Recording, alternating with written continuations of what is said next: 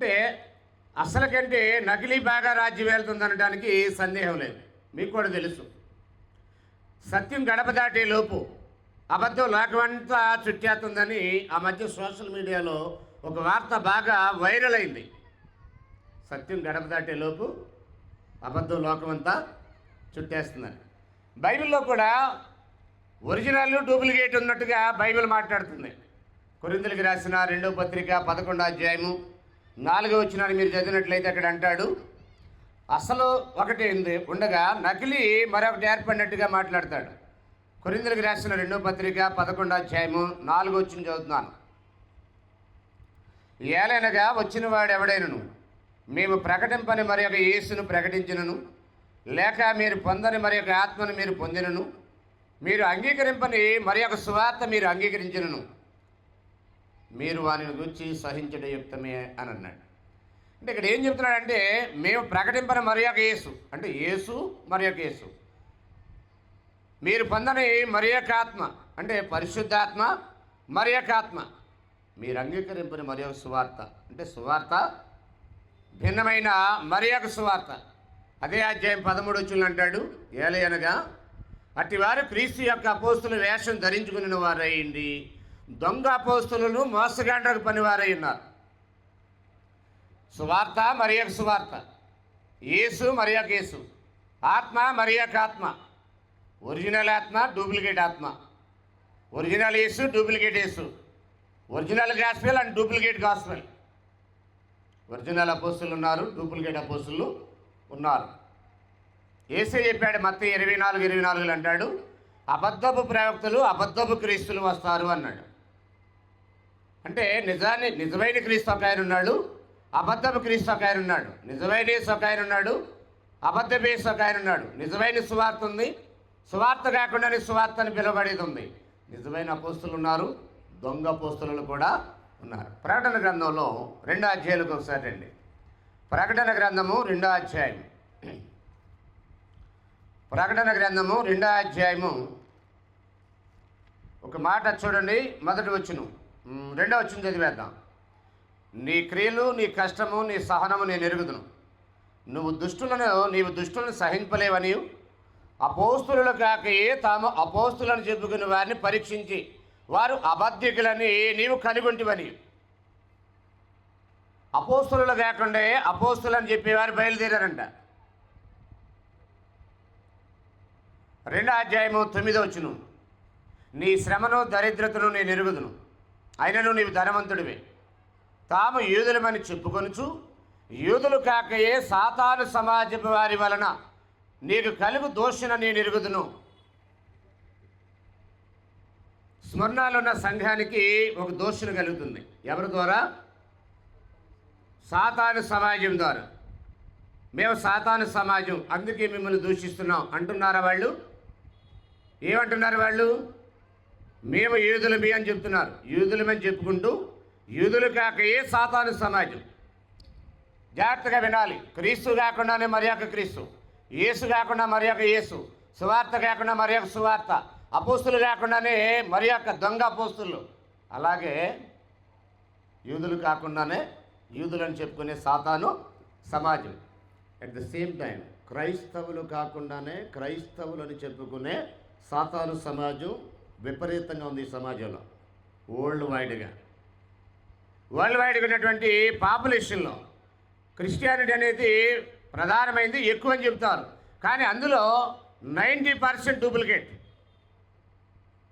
No doubt about it. అత్యధిక population ఉన్నట్టు మాట వాస్తవే, కానీ ఒరిజినల్ కాదు, అది డూప్లికేట్ అనమాట. ఎలాగనేది మనం ఆలోచిస్తే మనం ఎలా ఫైండ్ అవుట్ చేయగలం, మనం ఎలా నిర్ధారణ చేయగలం, మనం ఎలాగా ఒరిజినల్ని డూప్లికేట్ని పసిగట్టగలం? ఒరిజినల్ ఎలా ఉంటుందో ప్రభు చెప్పాడు. ఆయన శిష్యులు కదా క్రైస్తవులందరి. అపోస్తుల గారి 11:26లో మొట్టమొదట అంతియోక్యలో శిష్యుల్ని క్రైస్తవులని పిలిచారు. ఇప్పుడు శిష్యులు ఎలా ఉంటారో గురువుగారి మాటల్లో చూద్దాం. గురువుగారు శిష్యులు ఉండాలంటే ఆయన ఏం చెప్పాడో చూద్దాం. యోహాను సువార్త 8వ అధ్యాయం, యోహాను సువార్త 8వ అధ్యాయం 31వ వచనం. అందరూ బైబిల్ తీసి చూడండి. యోహాను సువార్త 8:31. కాబట్టి యేసు తనను నమ్మిన యూదులతో, మీరు నా వాక్యమందు నిలిచిన వారైతే నిజముగా నాకు శిష్యులయ్యండి, సత్యం గ్రహించెదరు, అప్పుడు సత్యం మిమ్మలను స్వతంత్రులుగా చేయనని చెప్పగా, మీరు నా వాక్యమందు నిలిచిన వారైతే అని అన్నాడు. ఎవరిని గురించి మాట్లాడుతున్నాడు ఇక్కడ అంటే తనను నమ్మిన యూదులతో మాట్లాడుతున్నాడు ఆయన. నిజానికి ఆయనకు శిష్యులుగా ఉండాలంటే ఏంటి క్రైటీరియా, లేక ఏంటి అర్హత? ఆయనే చెప్తున్నాడు, నా వాక్యమందు నిలిచిన వారైతే మీరు నిజముగా నాకు శిష్యులై ఉంటారు. అంటే నిజముగా శిష్యులంటే నిజముగా క్రైస్తవులై ఉంటారని అర్థం. శిష్యులే కదా, ఆయన శిష్యులే కదా క్రైస్తవులంది. క్రీస్తు ప్రభు వారి యొక్క శిష్యుల్ని, ఆయన ఫాలోవర్స్నే క్రైస్తవులు అన్నాడు. కాబట్టి ఇప్పుడు ఆయన శిష్యులుగా ఉండాలంటే ఆయన వాక్యమందు నిలిచి ఉండాలంటున్నాడు. అదే ఆయన కండిషన్. గురువు గారి యొక్క కండిషన్ ఏంటంటే, వాస్తవానికి ప్రతి గురువు కండిషన్ పెడతాడు. ఒక ట్యూషన్ పాయింట్ నడిపే ఉపాధ్యాయుడే ఈ టైం నుంచి ఈ టైం వరకే రావాలంటాడు. నేను ఒక చోటకి ఒక మాస్టర్ దగ్గరికి వెళ్ళినప్పుడు ఒక అమ్మాయి యనమల కుదురు నుంచి క్లాస్కి వచ్చింది. ఏమా ఎక్కడి నుంచి వచ్చాను అని అన్నాడు. యనమల కుదురు అని అన్నా. నీకు అసలు కుదిరే లేదుగా అని అన్నాడు. అంటే 7:15 రాయాల్సిన క్లాస్కి 7:30కు వచ్చింది, పోగంట లేటుగా. అంటే అతని కండిషన్ ఏంటి? వెళ్ళి మీ అమ్మ నాన్న తీసుకురా, ఆ తర్వాత క్లాసురా అన్నాడు. ఒక సెక్యులర్ ఎడ్యుకేషన్ నేర్పే గురువర్యులు అని పిలువబడుతున్న వారి ఎడ్యుకేషన్కి రూల్స్ అండ్ రెగ్యులేషన్స్ ఉంటాయి. మరి హెవెన్లీ ఎడ్యుకేషన్ నేర్పేవాడికి రూల్స్ ఏముండవా? హెవెన్లీ మాస్టర్ కదైనా, హెవెన్లీ ట్యూటర్ కదైనా, హెవెన్లీ లెక్చరర్ కదైనా, హెవెన్లీ ప్రొఫెసర్ కదైనా, యేసు ప్రభు అంటే ఆయన బట్టి టీచరే. ఒక ఆయన వచ్చి బోధకుడా అని అనగానే, నిజమే నేను బోధకుడిని, దానికి నేను సరిపోతానన్నాడు. ఈయన కూడా ఉత్తమ ఉపాధ్యాయుడనే పురస్కారం ఏదైనా ఇవ్వాలంటే యేసు ప్రభుకి ఇవ్వాలండి. సర్వేపల్లి రాధాకృష్ణ గారు కూడా అన్నాడు, ప్రపంచంలో ఉత్తమ ఉపాధ్యాయుడు యేసు ప్రభు. The Lord Jesus Christ is the best teacher in the world. ఈ విషయాన్ని విఘ్నులైన వారు అంగీకరిస్తారు. ఆయన బోధలు అంగీకరిస్తే మనుషులు ఎలా మారిపోతారో ఎరిగిన వారు అంగీకరిస్తారు. సరే, ఎవరు అంగీకరించిపోయినా యాజ్ ఏ క్రిస్టియన్గా నేనైతే ఆయన ఫాలోవర్గా ఆయనే ప్రపంచానికి బెస్ట్ టీచర్ అని నమ్ముతున్నాను. దాన్ని గత 28 సంవత్సరాలుగా బోధిస్తున్నాను. ఆయన ఏమంటున్నాడంటే, టీచర్ గారి కండిషన్ ఏంటంటే, ఈ బెస్ట్ టీచర్ కండిషన్ ఏంటంటే, నువ్వు క్రైస్తవుడుగా నీ జీవితాన్ని గడపాలంటే ఆయన అన్నాడు, నా వాక్యమందు నిలిచి ఉండాలన్నాడు. యోహాను రాసినటువంటి 2వ పత్రిక 9 నుండి 11 వచనాలు అంటాడు. యోహాను రాసిన 2వ పత్రిక 9 నుండి 11 వచనాల్లో సమాచారం ఈ విధంగా రాయబడింది. ఏమంటాడంటే, క్రీస్తు బాధ యందు నిలిచుండక దానిని విడిచి ముందుకు సాగు ప్రతివాడును దేవుని అంగీకరింపినవాడు. అంటే క్రీస్తు బాధ యందు నిలుచున్నవాడే నాకు శిష్యుడై ఉంటాడన్నాడు. అంత మాత్రమే కాదు, క్రీస్తు బాధ యందు నిలిచున్న వారే దేవుని అంగీకరించిన వారు. ఒకవేళ క్రీస్తు బాధ యందు ఎవరైతే నిలిచి ఉండలేదో వారు దేవుని తిరస్కరించిన వారు, అంగీకరించిన వారు కాదు. ఒకవేళ వాళ్ళ నోటి మాటలు మేము దేవుని అంగీకరించామని చెప్తే చెప్పవచ్చు, కానీ వాస్తవానికి ఆధారం ఏంటంటే క్రీస్తు బోధ యందు నిలుచున్న వారే దేవుని అంగీకరించిన వారే ఉంటారు. నీ నోటి మాటలు కాదు నువ్వు దేవుని అంగీకరించావు తిరస్కరించావు అనేది డిసైడ్ చేసేది. క్రీస్తు బాధే డిసైడ్ చేయాలి. ఆ బాధ నీకు అర్థం కావాలి, ఆ బాధ యందు నీవు నిలిచుండాలి. అప్పుడే నువ్వు దేవుని అంగీకరించిన వ్యక్తిగా తీర్చబడతావు. ఆ బాధ యందు నిలుచుండేవాడు తండ్రిని కుమారుని అంగీకరించేవాడు. ఎవడైనను ఈ బాధ తేక మీ వద్దకు వచ్చిన ఎడల వారిని మీ ఇంట చేర్చుకొనవద్దు, శుభమని వారితో చెప్పనవద్దు, శుభమని వానితో చెప్పువాడు వాని దుష్టక్రియలలో పాలువాడగను. అంటే దుష్టుడా? క్రీస్తు బోధ కాకుండా మరి ఒక బోధ మీ వద్దకు తెచ్చేవాడు దుష్టుడై ఉంటాడు. వాడిని మీ ఇంట చేర్చుకుంటే ఆ దుష్టునితో మీరు కూడా ఏకమైపోతారు, ఆ దుష్టక్రియలో మీరు కూడా పాలివారు అవుతారన్నాడు. So it's a very serious matter. చాలామంది సిల్లీగా తీసుకుంటున్నారు, కానీ క్రీస్తు బాధ యందు నిలిచుంటే ఆయనకి నిజమైన శిష్యులు అంటే నిజమైన క్రైస్తవులు. ఆ బాధని విడిచిపెడితే ఒకవేళ వేరే బాధలోకి వెళ్తే వారు దేవుని అంగీకరించిన వారు కాదు, క్రీస్తుని అంగీకరించిన వారు కాదు, వారు నిజానికి క్రైస్తవులు కాదు, క్రైస్తవులని చెప్పుకుంటున్నటువంటి duplicates. They are not a Christian, they are so called Christians. అంటే జస్ట్ క్రైస్తవులని పిలవబడతారు అంతే. బీసీసీ సర్టిఫికేట్ కూడా ఉంటుంది, గవర్నమెంట్ ఇచ్చుద్ది. గవర్నమెంట్ ఇచ్చే సర్టిఫికేట్ని బట్టి క్రైస్తవులు అనుకుంటున్నారు కొంతమంది అమాయకులు. బీసీసీ సర్టిఫికేట్ ఇష్యూ చేసేది ఇండియన్ గవర్నమెంట్ లేక AP government, not a heavenly government. BCC certificate పొందిన ప్రతివాడు క్రైస్తవుడు కాదు. మళ్ళీ చెప్తున్నా నేను, బైబిల్ ఎవరైతే క్రైస్తవులు అని చెప్తుందో వారే క్రైస్తవులు.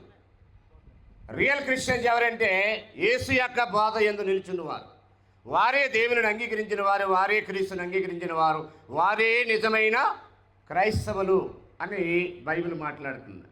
ఇంతకు యేసు బోధ అంటే ఏంటో అది కూడా కొంచెం క్లారిటీ కావాలి కదా. మధ్యలో వదిలేస్తే ఇంతగా బోధ ఏంటంటే క్రీస్తు బోధ వేరు, మోషే బోధ వేరు. క్రీస్తు బోధ అంటే క్రొత్త నిబంధన, దానికి ముందున్న బోధ ధర్మశాస్త్రం, పాత నిబంధన. అంటే పాత కొత్త రెండు నిబంధనలు కలిపి చేసేవారు క్రైస్తవులు కాదు.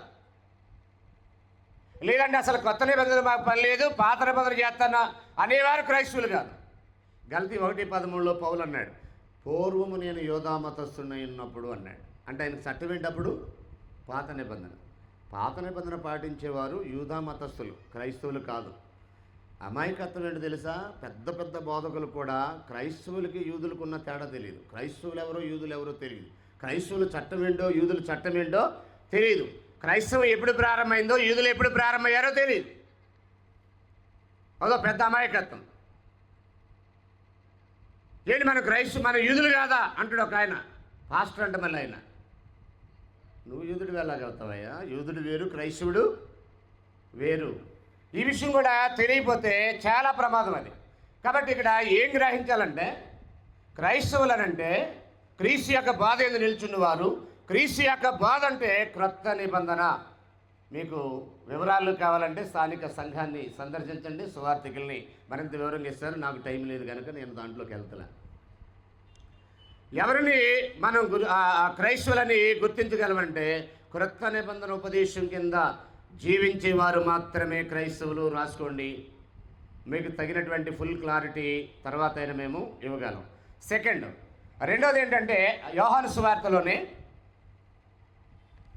ఒకసారి యోహాను సువార్తలకు వచ్చేద్దాం. 13వ అధ్యాయం 34-35 వచ్చింది చూద్దాం. మీరు ఒకరినొకరు ప్రేమింపవలనని మీకు కొత్త ఆజ్ఞ ఇచ్చుచున్నాను.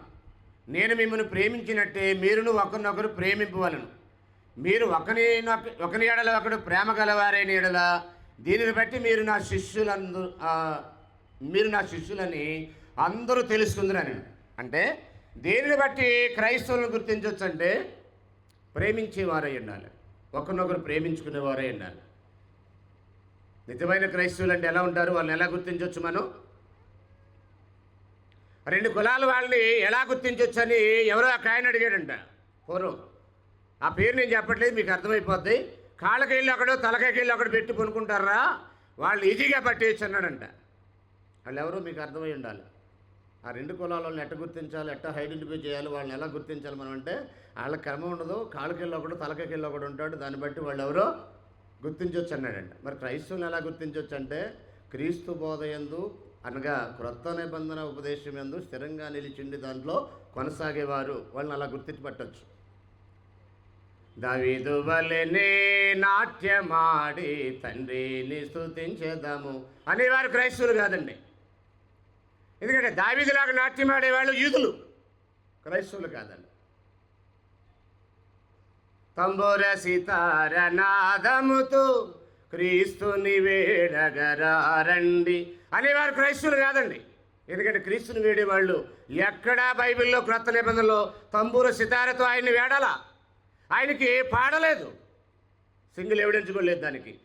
అంటే వాళ్ళు డూప్లికేట్ క్రైస్తవులు అనమాట, సోకాల్డ్ క్రైస్తవులు అనమాట. They are so called Christians.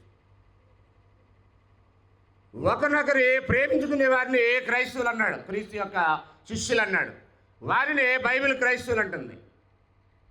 బైబిల్లో అసలు ఇశ్రాయేలుకి చెప్పిన పాఠం అదే ఎక్కువ, క్రైస్తవులకు చెప్పిన అదే పాఠం చెప్పాడు దేవుడు. 10 ఆజ్ఞలను నీ దేవుని ప్రేమించు, నిన్ను వల్ల నీ పొరుగువాని ప్రేమించు అన్నాడు. క్రొత్త నిబంధనలో కూడా ఆ ప్రేమని ఇంకా స్ట్రాంగ్గా చెప్పాడు. మీరు కొరింథీ మొదటి పత్రిక 13వ అధ్యాయము 4 నుండి 8 వచనాలు చదివితే ప్రేమలో ఎన్ని సద్గుణాలు ఉన్నాయో అక్కడ మనకు కనపడతాయి. తను చూచిన దేవుని ప్రేమించిన వాడు చూడని దేవుని ప్రేమింపలేడన్నాడు. యోహాను మొదటి పత్రిక మీరు చదవండి, ప్రేమను గురించి చక్కగా వివరిస్తాడు. కళ్ళ ముందు కనబడి సహోదరుని ప్రేమింపనివాడు కనిపించిన దేవుని ప్రేమిస్తున్నాడు అనేది అబద్ధం అని చెప్పేశాడు. ఇంత దేవుని ప్రేమించడం అంటే ఆయన ఆజ్ఞలు గైకొనటం అన్నాడు యోహాను మొదటి పత్రిక 5:3లో. కాబట్టి దేవుని ప్రేమించడం, మనుషులు ప్రేమించడం అనే ఈ భాగాన్ని దేవుడు బైబిల్ ద్వారా నేర్పిస్తున్నాడు. ముఖ్యంగా క్రీస్తు సంఘ సభ్యులారా, క్రైస్తవులారా, మీకు ఒకరి ఏడలో ఒకరు ప్రేమ ఉంటేనే మీరు క్రైస్తవులని లోకం గ్రహిస్తారు. గొల్లగూడలో ఉన్న క్రీస్తు సంఘాన్ని క్రైస్తవులకు వచ్చిన సత్యమని చెప్పించే, ఈ పాఠం చెప్పించే ప్రియులు ఎవరైతే ఉన్నారో మిమ్మల్ని ఐడెంటిఫై చేయాలంటే మీరు ఒకరినొకరు ప్రేమించుకోవాలి. ఒకరినొకరు కరుచుకోవడం, ఒకరినొకరు భక్షించుకోవడం కాదు. వింటున్నారా? ఇక్కడున్న నా సహోదరులారా, గొల్లగూడలో ఉన్న సభ్యులారా, ఆయా ప్రాంతాలు ఉన్నటువంటి క్రైస్తవులారా, క్రీస్తు సంఘ సభ్యులారా, మిమ్మల్ని క్రైస్తవులని, నిజ క్రైస్తవులని, మీరు డూప్లికేట్ కాదని, మీరు ఒరిజినల్ అని ఎలా ఐడెంటిఫై చేస్తుంది లోకం అంటే మీరు ఒకరినొకరు ప్రేమించుకున్నట్టుగా. ఇందువలన మీరు నా శిష్యులని అందరూ తెలుసుకుందురు అని అన్నాడు. లాస్ట్ పాయింట్ ఏంటంటే అందరికన్నా, అన్నిటికన్నా, ప్రాణం కన్నా ప్రభుకే ప్రథమ స్థానం ఇచ్చేవారు క్రైస్తవులు. లూకాసు వార్త, ఒకసారి లూకాసు వార్త చూడండి. లూకాసు వార్త 14వ అధ్యాయము 25వ వచనం చదువుతాం. లూకాసు వార్త 14:25.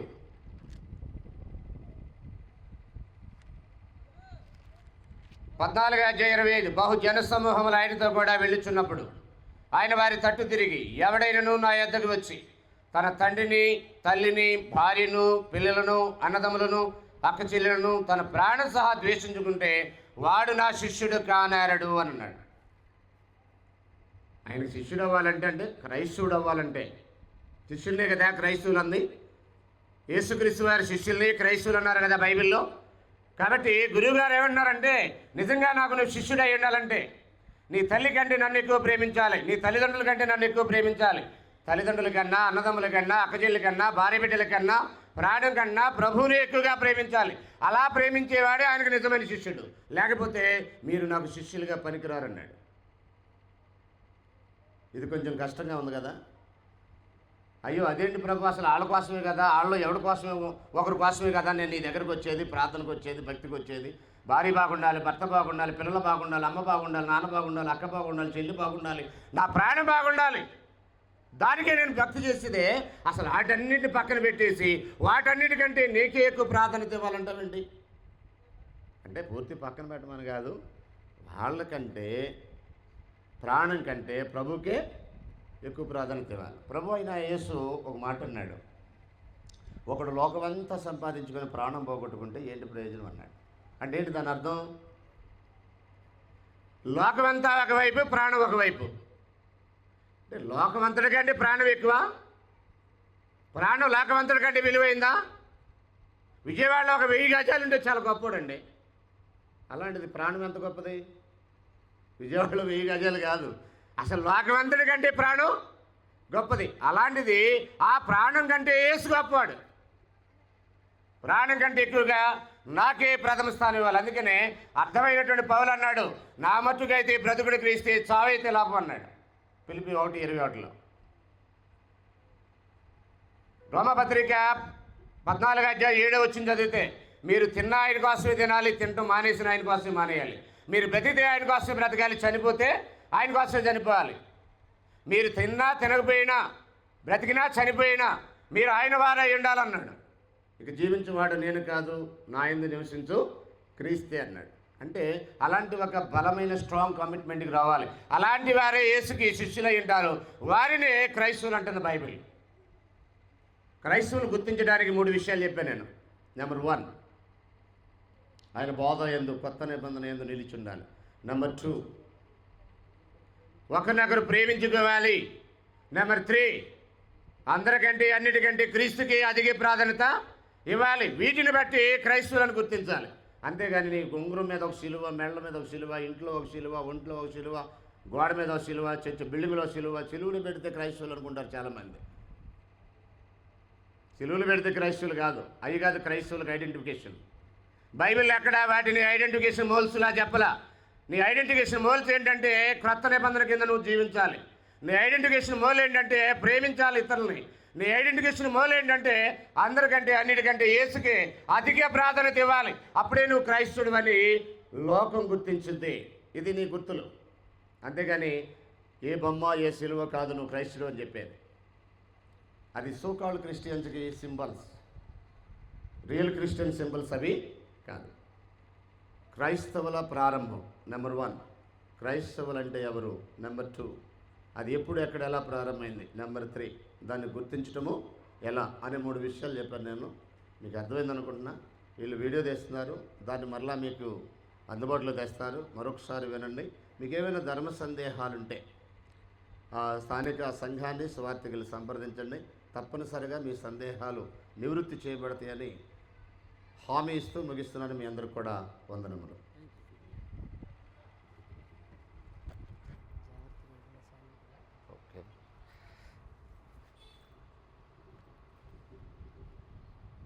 మొదటి కొంచెం కింద సోదరులు మనకందరికీ అర్థమయ్యేటట్టు తెలియజేసినందుకు మనందరి తరఫున వారికి హృదయపూర్వక వందనాలు సమర్పిస్తున్నాను. క్రైస్తవులను గురించిన సత్యము ఈ అంశం క్రింద 4 ముఖ్యమైన విషయాలు.